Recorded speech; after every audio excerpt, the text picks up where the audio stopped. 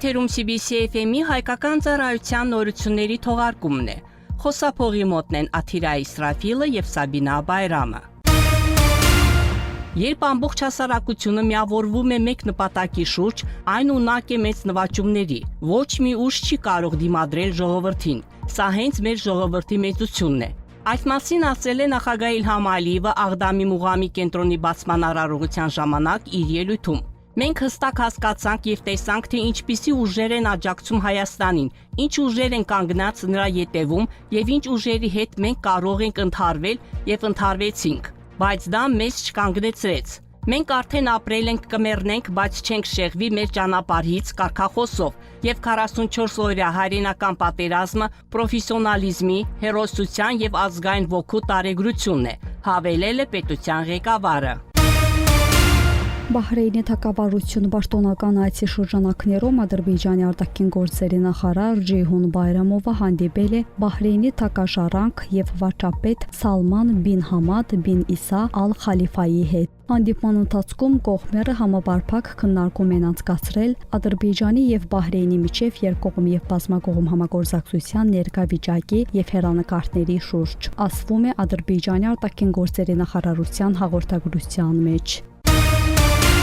2025 թվականի մայիսի 11-ին հեռախոսազրույց է տեղի ունեցել Ադրբեջանի Հանրապետության արտաքին գործերի նախարար Ջեյհուն Բայրամովի եւ Արաբական Միացյալ Էմիրությունների արտաքին գործերի նախարար Աբդուլլահ բին Զայեդ ալ Նահայանի միջև։ Հեռախոսազրույցի ընթացքում կողմերը քննարկել են երկու երկրների միջև ռազմավարական գործընկերության շրջանակներում իրականացվող միջոցները, երկկողմ եւ բազմակողմ ձևաչափերով համագործակցության հեռանկարները, ինչպես նաեւ տարածաշրջանային եւ միջազգային անվտանգության հարցեր։ Նախարարները քննարկել են քաղաքական, տնտեսական, առևտրի, էներգետիկայի, զբոսաշրջության եւ այլ ոլորտներում համագործակցության զարգացման հեռանկարները։ Կողմերը նաև գոհունակություն են հայտնել միջազգային հարթակներում համագործակցության եւ փոխադարձ աջակցության մակարդակից։ Հեռախոսազրույցի ընթացքում մտքերի փոխանակում է տեղի ունեցել նաև փոխադարձ հետաքրքրություն ներկայացնող երկկողմ եւ տարածաշրջանային բնույթի այլ հարցերի շուրջ։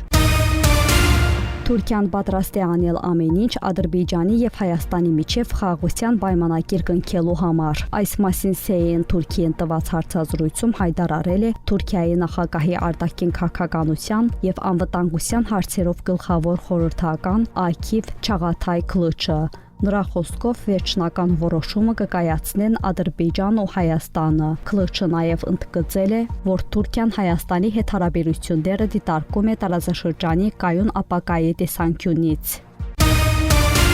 Թուրքիայի ազգային պաշտպանության նախարար Յաշար Գյուլերը կայցելի Ադրբեջան։ Այս մասին հայտնել է TRT Haber-ը։ Հաղորդվել է, որ նախարարը Բաքու կմեկնի Թուրքիայի նախագահ Ռեջեփ Թայիփ Էրդողանի ղեկավարությամբ այսօր կայանալիք նախարարների կաբինետի նիստից հետո։ Նշվել է, որ այցի ընթացքում նա մի շարք հանդիպումներ կանցկացնի Ադրբեջանի պաշտոնատար անձանց հետ։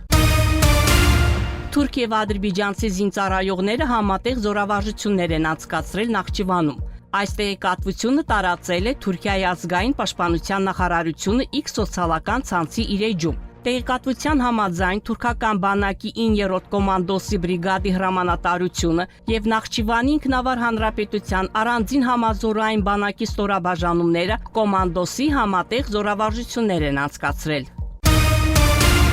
Խոջալուի շրջանում շահագործման են հանձնվել 3200 կիլովատ զորությամբ Խոջալու ենթակայանը եւ թվային կառավարման կենտրոնը։ Այս օբյեկտները նախատեսված են շրջանում կառուցված նոր բնակելի համալիրների, ինչպես նաեւ գյուղատնտեսական, զբոսաշրջային եւ տարբեր սոցիալ-տնտեսական օբյեկտների հուսալի, կայուն եւ անխափան էլեկտրոմատակարարման համար։ Ինչպես հայտնել է Ազերի Շիկպոպի էլեկտրոմատակարարման եւ վաճառքի Ղարաբաղի տարածաշրջանային վարչության գլխավոր ինժեներ Մուբարիս Զարբալիևը, ենթակայանի էլեկտրոմատակարարումն ապահովելու համար։ Խանքենդի 1 եւ Ասկերան երկակայաններից էլեկտրոհաղորդման գծեր են անցկացվել։ Սա հնարավորություն կտա ձևավորել օղակաձև էլեկտրոմատակարարման համակարգ Աղդամ, Ասկերան, Խոջալու եւ Խանքենդի քաղաքների միջև։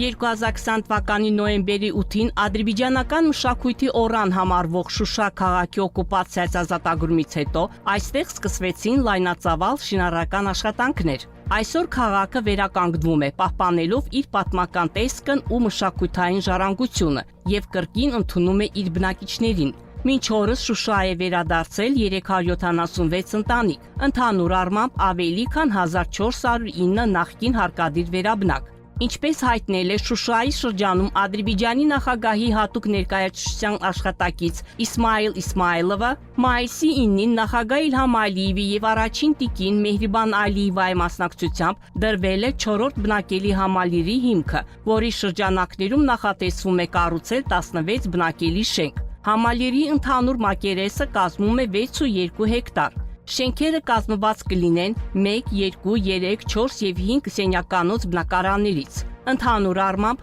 բնակելի համալիրում նախատեսվում է կառուցել 274 բնակարան։ Բնակելի համալիրի տարածքում կստեղծվեն անհրաժեշտ սոցիալական ենթակառուցվածքներ։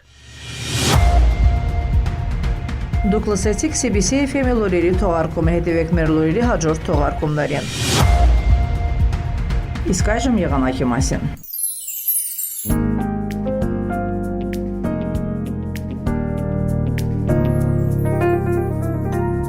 Բաքվում եւ Աբշորոնի թերակղզում սպասվում է փոփոխական անպամատություն, հիմնականում առանց տեղումների եղանակ քամին հարավ-արևմտյան։ Օդի ջերմաստիճանը գիշերը կկազմի 15-18, ցերեկը 25-29 աստիճան տաքություն։ Ադրբեջանի մարզերում սպասվում է հիմնականում առանց տեղումների եղանակ, սակայն որոշ լեռնային եւ նախալեռնային շրջաններում թույլ անձրև կտեղա։ Օդի ջերմաստիճանը գիշերը կկազմի 14-19 աստիճան, ցերեկը 26-31 աստիճան տաքություն։ Լեռներում գիշերը 7-12 աստիճան, ցերեկը 17-22 աստիճան տաքություն։ Շուշայում, Խոջալույում, Խոջավենդում, Խանքենդիում սպասվում է 3-20, Աղդամում, Ֆիզուլիում 8-24, Ջեբրայիլում, Զանգիլանում, Գուբաթլիում 11-24, Լաչինում եւ Քելբաջարում 11-21 աստիճան տաքություն։ 102.7 FM